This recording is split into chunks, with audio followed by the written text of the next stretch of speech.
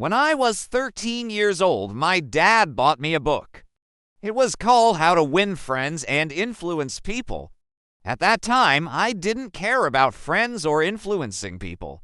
But I did care about one thing: getting popular. So I read the book and used everything I learned to get more attention from girls. It worked so well that I ended up becoming the most popular guy in my high school, and I know what you're thinking. Wait a second, if he wanted to get popular, why would he use a self-help book to get attention from girls? Well, I'll tell you that. Because I knew if I could impress girls, then guys would respect me and I'll become popular by default. So I used the tactics from that book to approach women. One of the tactics was asking them questions about themselves. For example, I would ask them what they liked to do for fun. If they said shopping, I would immediately respond, "Oh yeah, me too."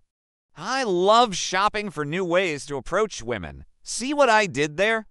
I made them laugh, and most importantly, they couldn't help but pay attention to me. By doing this, I became popular, and it taught me an important lesson. Sometimes you need to learn things that are not directly related to your goal.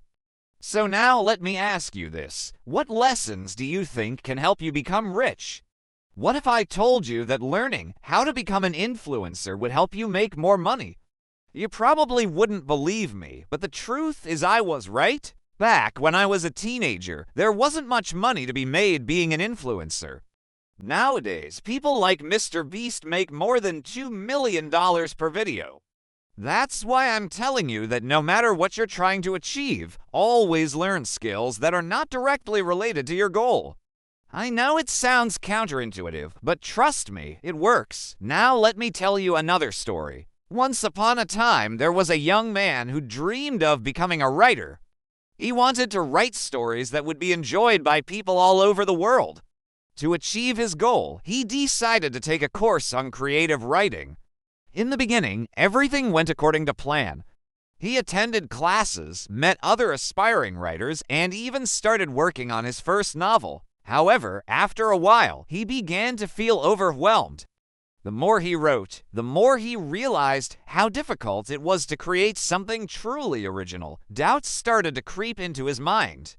Was he really cut out for this? Would anyone ever read his story? One day, he encountered a fellow writer who had already published several successful novels. Overwhelmed, he poured out his heart to her, explaining his fears and lack of motivation. The experienced writer listened patiently, and when she spoke, her voice was filled with wisdom. She said, "My dear boy, becoming a writer is not just about writing. It's about overcoming the resistance that exists within each of us. It's normal to feel afraid. Even the most celebrated authors face it. Don't give up on your dream. Find inspiration in every moment, nurture your talent, and don't let fear paralyze you. Remember, a true writer doesn't write because it's easy. They write because they have a story that needs to be told." Inspired by her words, the young man recommitted himself to his craft.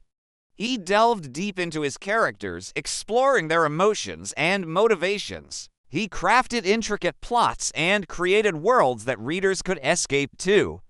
Years went by, and finally the day arrived when he held his own book in his hands, the culmination of his hard work and dedication. It was a moment of immense pride and accomplishment. As he looked at the rows of books in the bookstore, he knew that his journey had just begun. He had found his path, and nothing could stop him now. Now ask yourself, what does this story teach you? Every great achievement comes at a cost. Becoming a writer was the young man's goal, but he had to overcome his inner demons to achieve it. Becoming a millionaire is your goal, but you must also overcome your inner demons to become one. There are two types of people in the world: those who talk a lot but don't do anything, and those who shut up and work. Most people don't do anything they don't like. They hate their job, their partner, their life. And they say, "I wish I could do something else." You can choose to do whatever you want, whenever you want. Yes, you might encounter some challenges along the way, but remember, they're just tests to see if you're truly committed to your goal. If you dare to follow your dreams, I promise you, you will find happiness. Now, I have a question for you. Are you willing to do whatever it takes to be successful? If yes, leave yes in the comments.